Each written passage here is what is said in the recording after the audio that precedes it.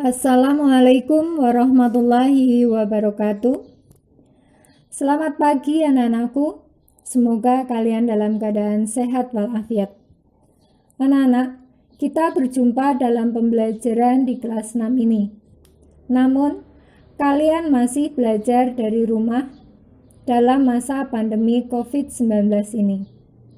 Kalian tetap harus menjalankan protokol kesehatan dalam upaya pencegahan virus COVID-19 ini, yaitu dengan tetap cuci tangan pakai sabun dengan air yang mengalir atau menggunakan hand sanitizer, gunakan masker, jaga jarak atau social distancing, dan jangan lupa jaga imunitas tubuh kita dengan selalu mengkonsumsi makanan bergizi. Baiklah, kita mulai pembelajaran ini dengan tema 1, subtema 1, pembelajaran 3. Dengan fokus pembelajaran IPA dan Bahasa Indonesia. Untuk IPA, perkembangbiakan tumbuhan secara vegetatif alami. Untuk Bahasa Indonesia, informasi penting dalam bacaan. Tujuan pembelajaran kali ini, yang pertama, setelah mengamati dan mencari informasi, siswa mampu mengidentifikasi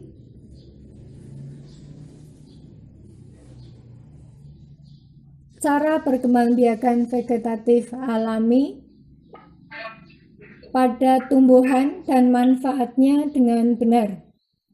Setelah membaca teks tentang tumbuhan sumber kehidupan, siswa mampu menemukan ide pokok dengan bantuan diagram.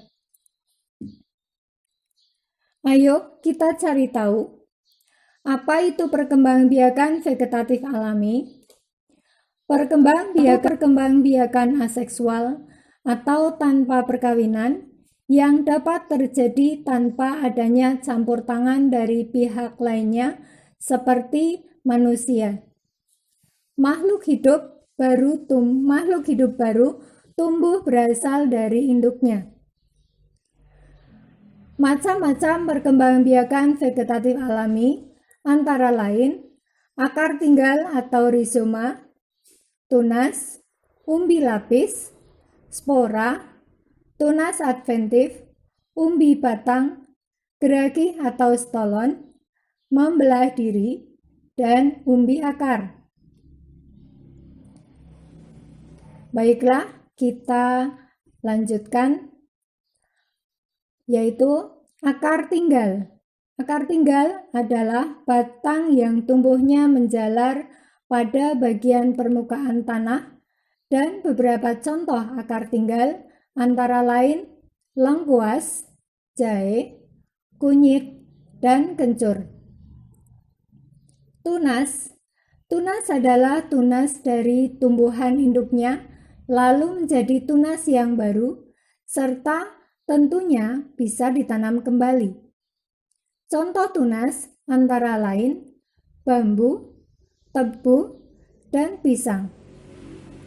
Umbi lapis. Umbi lapis adalah pelepah daun yang memiliki bentuk berlapis-lapis pada bagian atasnya akan tumbuh serta di bagian bawahnya akan tumbuh akar yang disebut dengan serabut. Contoh umbi lapis antara lain bawang merah, bawang putih, bunga bakung, dan bunga tulip. Spora. Spora adalah sel-sel yang terbungkus oleh lapisan tipis sebagai pelindung. Spora dikenal sebagai alat persebaran biji pada tumbuhan berpembuluh. Contoh tumbuhan yang berkembang biak dengan cara spora adalah jamur, lumut, paku, dan suplir. Tunas adventif. Tunas adventif ialah tunas yang tumbuh pada bagian tepi daun akan tumbuh akar. Salah satu contoh tunas adventif ini ialah tanaman cocor bebek. Dan cocor bebek ini sangatlah mudah untuk ditanam. karena cukup diletakkan di tanah. Daun yang sudah tua nanti akan tumbuh tunas-tunas yang baru. Umbi batang. Umbi batang ialah batang yang tumbuh berada di dalam tanah, di mana batangnya akan mengembang, lalu bisa membentuk suatu umbi, dan fungsi umbi inilah yang dapat dipakai sebagai tempat menyimpan cadangan makanan dalam bentuk karbohidrat. Contoh umbi batang ini antara lain kentang, bengkuang, ubi jalar, dan lain-lain. Geragi atau stolon. Geragi atau stolon adalah suatu batang yang tumbuh secara mendatar di bagian permukaan tanah. Di bagian tumbuhan yang menyentuh tanah tersebut nantinya akan tumbuh akarnya, dan bagian akarnya inilah yang dapat ditanam kembali. Beberapa contoh geragi atau stolon ini antara lain stroberi, antanan, arbei, dan rumput teki. Umbi akar.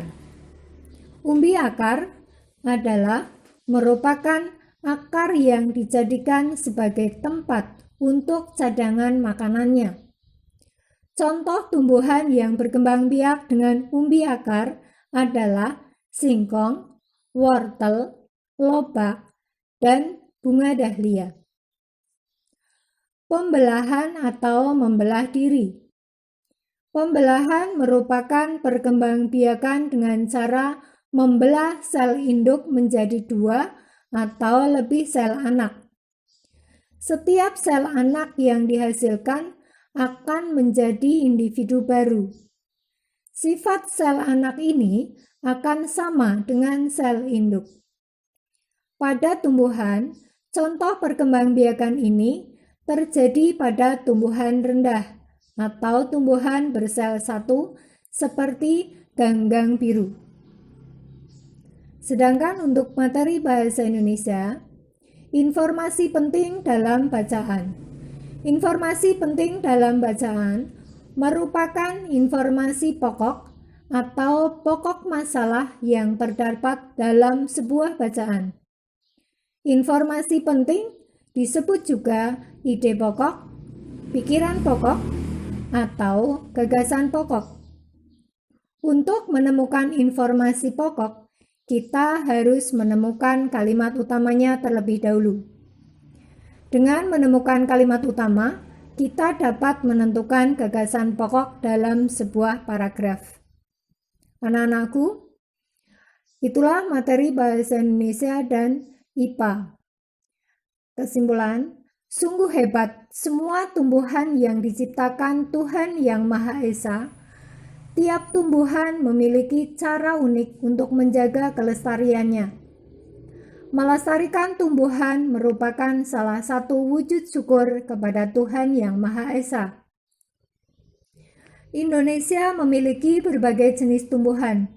Tumbuhan tersebut memberikan bahan makanan yang berlimpah dan manfaat lainnya. Bagaimana kita mensyukurinya? Anak-anak, kita ke kuis. Kuis yang pertama.